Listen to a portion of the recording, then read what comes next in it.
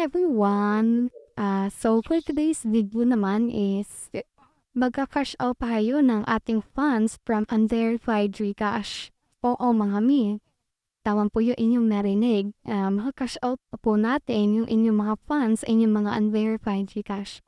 So let's start. Okay. Bale po is open natin yung ating Gcash account. Gcash account. So, eto.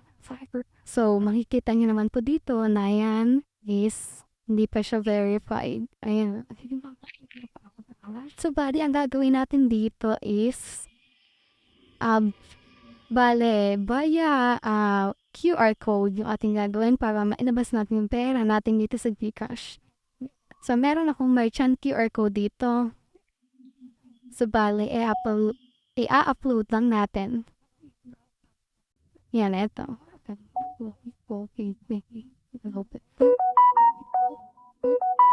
Yan, ito yung pangalan. Shade. Okay. 2050. Then, bale, ang gagawin lang natin is ipipay lang natin yan.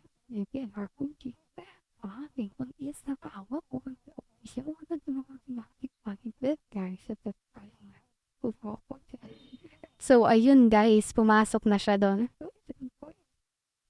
So, balik tayo sa ating kuwan. So, ayun, see you na siya guys. Ito na, nailabas na natin. Wait natin ang history. Yan, tama guys. Kaya sa mga merong may unverified Gcash na may laman pa, pwede kayong mag-PM sa akin. Kristen Angel Pamilara, naka-meta verified sa Facebook. Thank you!